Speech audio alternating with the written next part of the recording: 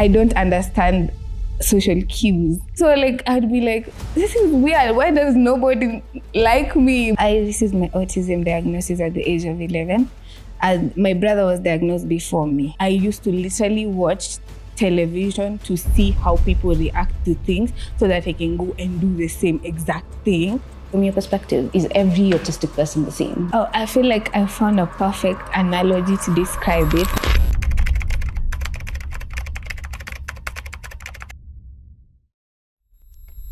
I'd like for you to explain to us when you first started experiencing the world sort of in like a different way, or when you first felt that something was genuinely different with you. My first giveaway was the social cues because I was really bad with interacting with people. Not bad per se, but people would find me kind of weird, if I may say so. But for other people, I think they could tell sooner than I could. I feel like the way I do things or did things before was kind of different from everybody, in the sense that when I started interacting with people, I'd be more blunt, if I may use that word. I'm so quick to point out anything that I'm uncomfortable with. I'm so quick to point out anything that I think is wrong or right. And so to some people that may come out as controversial, or I'm trying to be radical.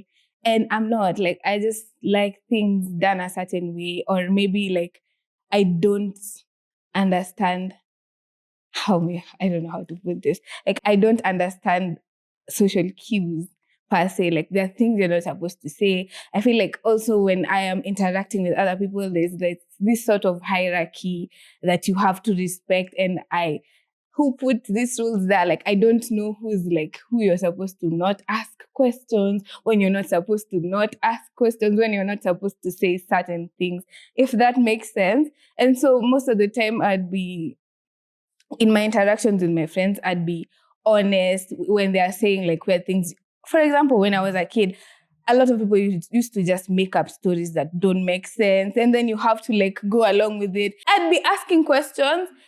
My main goal is to understand, like genuinely I'm trying to understand, but this person feels like I'm threatening their authority in some sort of way. An authority that I didn't even know was there to begin with.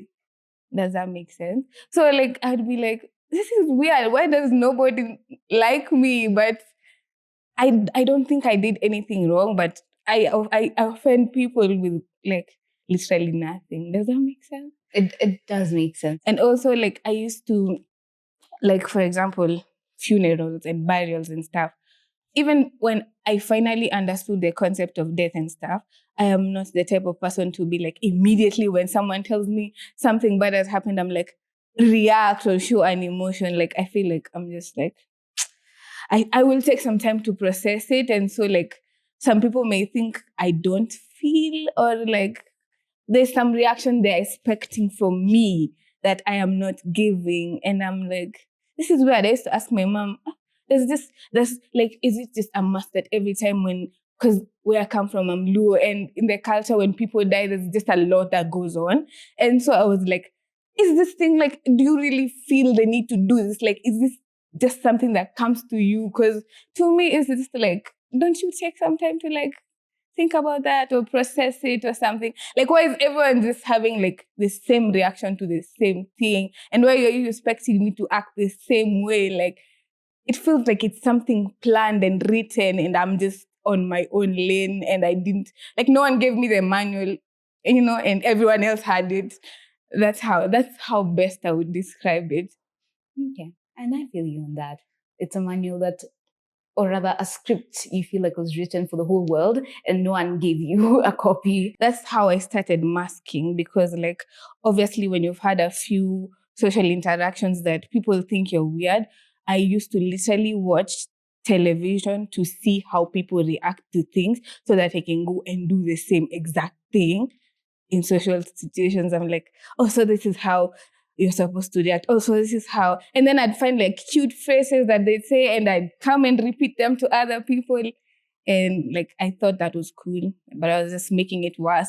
You can see why, yeah. I feel you. So for me, I want us to sort of start from the beginning, how your childhood was, and just walk us through your childhood, getting, for example, your diagnosis at 4 or 5 years old, and then going into primary school, then into high school, and then finally I'm aware that you're in university right now. And so I'd just like you to take us through that journey and how it's been for you. I received my autism diagnosis at the age of 11. And my brother was diagnosed before me. I also have an autistic brother, and he was diagnosed with autism before me. Because for him, getting his diagnosis was what enabled me to get my diagnosis, because that's what put that in my parents, and they were able to get like a little bit of perspective from what they saw with my brother. So that's how I got help. So when I was diagnosed at the age of 11. So before that, I was living, and my brother was born when I was like 4 years old. Before I got my diagnosis, I was like, I needed a lot. I felt like I needed a lot. For example, my mom had to be like in birthdays and things that were a bit too loud. She had to be like very vigilant with me and just make me a bit more comfortable, like walk me through before we're going to this kid's birthday party, this and this is gonna happen, and then when we get there, I still have a meltdown, and now I feel like I'm embarrassing her and stuff like that. But she didn't even know what this was. She was just accommodating me because she's my mom and she loves me, and she's like, she knows these things bother me to some extent. So she was just trying to be careful. She didn't know per se what autism is. And so when my brother was born and he got his diagnosis, and my parents were really, especially my mom, was really into learning on what is this autism to try and understand my brother better. And in that, I think it's how she found out, oh, I think Harriet has autism. And so I discussed it with my dad, and I went for that assessment, and I was diagnosed with autism. And after I got my diagnosis, did not change much, I cannot say. Maybe it was a bit validating, but like I don't think there were any systems put in place that weren't there already. Because the only person who was supporting me and the only people who were supporting me were people around me and my family. And I could not just go to other kids in school and tell them, you know what, I have autism. I didn't even understand what this autism was at this point. So not much of my life changed up until when I came to go to high school. So before I went to high school, my mother took me to therapy just for a while. It was because like at the time she thought I was going to boarding now and things are going to be different. Everything is going to be different. And she thought I needed like just a bit of extra help. So I went to therapy a bit in Jama Hospital. It was fun. It helped me learn a lot. I feel like it really puts me into perspective. And from then on, my mom was just like, when I went to school, she'd check up on me. She'd tell me, are you used to the routine in school? Is the food good? Even when she came for the first time, she was like, are you comfortable, or is it something we need to change? And I was like, I'll adjust. And I did. Because like even my classmates and everyone else, like not much of life changed. Everything was still the same. The judging, the people being weird towards me and people feeling weird towards me. But I feel like once I learned that like I am a bit different and I accepted it, I moved better, because now it was like the only people I'd keep close to me were the people who did not find me. So even when it came to making friends, and now that I had known myself better and learned a lot, I could just be free and tell people, you know what, I have autism, my brother has autism. So and they'd be the people who would understand, they'd understand, if that makes sense. So even if other people thought, like, it did make my life easier, the therapy and just learning more about what I have and what's like other people will see me. Like, it just gave me perspective, or it gave me a new perspective on like autism. And from then on, I feel I've moved different. But before that, I had resorted to like masking, which is like really hard because I'd get so overstimulated by the time I'm coming back home, and it would feel like, what was the point? Now I would become more of a homebody. I don't want to go to interact with other people because it's just so exhausting. But once I went to therapy and learned more, and just like the support that I have from home is really who made me like the person I am today. I feel like right now I'm a bit better. So the diagnosis definitely helps. It gives you perspective because when you move around the world thinking you're just weird, that kind of does something to you. Because sometimes you're like, maybe it's good, I'm different. And people who really like you, like they genuinely like you, they genuinely enjoy their company. They say, I would love to be more like you. But people who don't, they're like, what is wrong with this weird girl? And so I feel like it really gave me perspective to know that I'm different and it's okay. The people who accommodate me, and those who don't, there's not much I can do about it. So, yeah. So for maybe some people who don't understand what autism is and maybe don't understand, I'd like us to educate them a bit more and explain to them what autism is from your perspective, from your lived experience, from how you see your brother's experiences as well. From your perspective, is every autistic person the same? Wow, what autism is. Oh, I feel like I found a perfect analogy to describe it. Because when you said autism world, and then I realized that like it's a different world. That's how I would put it. Like autism is a different world because we experience the world differently from everyone else. And every autistic person is different. Like, for example, we have my brother, he's nonverbal, which means he can't speak. He needs like extra special care and attention. And he's the person like you'd tell. He's the like definition of autism and what people think autism looks like. And then there's me who comes here and is like, I'm autistic. Every autistic person is different. Their needs are different. Their challenges are different. And so for me, the way I would, if my brother could speak and tell you about his autism, and I sit here and speak and tell you about my experience like I'm going to, it's going to be different. It's not the same. But I feel like every autistic person just deserves to be accommodated with their, I like to call it flavor, with their like flavor of autism that they have. Like I have the flavor of autism that I use that word a lot. I feel like everyone just deserves, it's a broad spectrum, and also it's like maybe hard to comprehend because we like when things are put in a box, they're easier to understand. But when something is like broad, that's why it's called a spectrum, because everyone is different. I'm really glad. And for me, my autism, really, the area that I feel very affected was my social life, and definitely like how I view myself, like my self expression and how I express myself was very and is very different still. Because before I got my diagnosis, like I said, I struggled with social interaction. I struggled with social cues. I struggled with even expressing emotions or like even being able to understand my own emotions. If I may put it that way, like sometimes I truly don't know what I'm feeling. An example, yesterday I was making music in the studio, and I was in the studio from morning to around night time at 9. And so at the whole time, the same beat was playing on loop, the same song was playing on loop. So when it's my turn, because it's a collab, when it's my turn to sing, I'm happy, the beat is nice, everything is nice. But as we continue, the same beat on repeat and everything, by the time I was done, I sat down on my bed. I couldn't speak. I couldn't tell you what's wrong.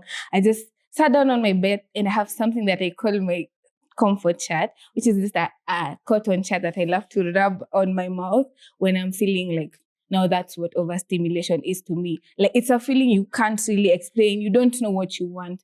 Like, when you're feeling overstimulated, normally when people want to help you, they're like asking you what you want, but they're actually making it worse because you also don't know what you want, and now you're looking at, like, you feel like you need to provide an answer, if that makes sense. Completely like shut down. I don't want to talk. Like even when someone talks to me, the thought of answering is just too tiring. I'm thinking like, oh God, I don't want to, like, I want to tell you, but I can't speak. That was like an example of me getting overstimulated. So I feel like I've explained what the word overstimulated means, but it's different for everyone. Like not everyone will be overstimulated the same way. Some people may like jump. Like for example, my brother, when he's overstimulated, he gets really hyperactive and just he's throwing things around. He doesn't even want you to touch him. Like he becomes to some extent even violent. But I don't do that. Like I just sit down and chill. So like you can't you can't really define what overstimulated is, but it's just feeling a lot of emotions that you can't tell what you feel and what you want. Have I answered your question? You have. I just wanted maybe two more. You mentioned masking. Yeah. And a lot of people don't know what I don't masking know is. what masking So is. if you could explain to us from your own Perspective. For yourself, what is masking? For me, what masking was from when I went to my first social interaction, because now when you start interacting with people and they feel like you're a bit different, and all of a sudden you notice like there's some sort of reaction when you say some things. Obviously, when you do some things, that's weird. Like I noticed, I used to go and literally watch shows so that I could learn like correct answers to things and come and say them as my own because I felt different. That's what masking is for me. Just like don't be autistic at the moment. Like keep your autism for home. That's what masking is. So like I could feel like overstimulated, but I'd be telling myself in my head like, just wait till you go home, just wait till you get home, just wait till you get home. But it's harmful because when it really comes like to haunt me back, or when like now I can't do anything about it, it's real bad. Like yesterday in the studio, I had the chance to like tell them, just let me get out a bit, but I didn't want to do that. And so, yeah, I just wanted to sit there and like act normal because there were new people there. And then like I ended up with a really bad headache and just, feeling like, wow, I could have just left. That's what masking is. And I'm sorry for that. It's okay. You shouldn't feel like you have to hide your urges in front of the world, So as we finish this first part, I just wanted to know from you, what are some of the routines and habits that you maintain now as a young adult? Yeah. I feel like routines are different for everyone because everyone, when they hear of autism and routines, they assume that it looks kind of like if you do this, you have to do this. Like it looks kind of strict, but for me, my routines would be a little bit different. Like, for example, if I was going to, like the day I was doing Autism Sunday, ideally for someone who's like, would write down and really like want to get into it and make sure you don't mess up. But when I do that, I feel like it would really put a lot of pressure on me. So what I normally do is just like sit down, calm down, and on the day or like some days before, I just really think about what I'm going to say easily, and I write down some little reminders, like some little words that would help me remember when I see that word, I'll remember what I want to say, if that makes sense. Yeah. And then I'd just calm down, not overthink it, not over practice it, not over like concentrate on it, just really calmly do it. Now, if I had really over prepared and like, I'd think like I have to stick to this thing. So I tend to avoid routines. My routine is avoiding routines. Does that make sense? Like, I don't really like to put myself in that situation, because if I do, then it has to go that way. There's something that you told me maybe a while back, and you mentioned that for you, if someone is planning something with you, you'd rather know maybe the day before. I'm going to feel like my whole week is wasted. If like we are planning this shoot on Saturday and you call me on Monday and you tell me you have a shoot, it's the only thing I'm going to be thinking about the whole time. I'm going to feel like my whole week is wasted up until that day actually arrives. Like I'm going to feel like I'm just living for that day. Every moment feels like it's waste of time. And also I like to know. I like to know. I'll ask a lot of questions. I am a very like inquisitive person. Like if I don't know how to use, for example, that cup, I'll be like, wow, this cup is very fascinating. Just tell me about it. For some people, it'd be like, they would be embarrassed to ask, and some people would find that weird. But those are the things that help me cope. I'm very honest. I'm very upfront. Like I say, I tell people, even if I feel like we're going to have interactions for longer, I tell you like I'm autistic. And so I don't know, I feel like it kind of reduces the judgment, because people will be like, yeah, they understand better, if that makes sense. And also when I have needs, like when I have something that is really disturbing me, I like to be very upfront and honest. Like if I'm nervous before speaking, I'll say, oh my God, I'm so nervous. Oh my God, I'm overthinking this. Oh my God, like I'm very verbal about my emotions as they come and what I am feeling right now. And I feel it helps even the people around me to know how to help me better. That's I think a coping mechanism I picked up, because I feel it has really helped my life be better. Like, just communicate if I feel. So I feel like being upfront and honest is also another thing that I've picked up. You can, like, for example, if someone dislikes me, I want to know if they dislike me because of something I did, or is this just because of that? Once I find out, I'm good. Like, you will just continue. But once I know, like, once I have information, I calm down. But if I'm doing things like I don't know what is planned, oh, that's, I think, my routine thing now I'm realizing. Because I really want to know, like, it's one. And I like to know. Just to know. Does that make sense? Like, wow, that light, that light. But once I ask, what is this light for? And you tell me, oh, this is just helping us cover you. Oh, I'm good. Like, once I know what it's for. So that's something I picked up also, is also just communicating. I find that people even make space for me better when I just say outright what I'm feeling. Yeah. Okay. Thank you for that. And I think with that, we've wrapped up our part 1.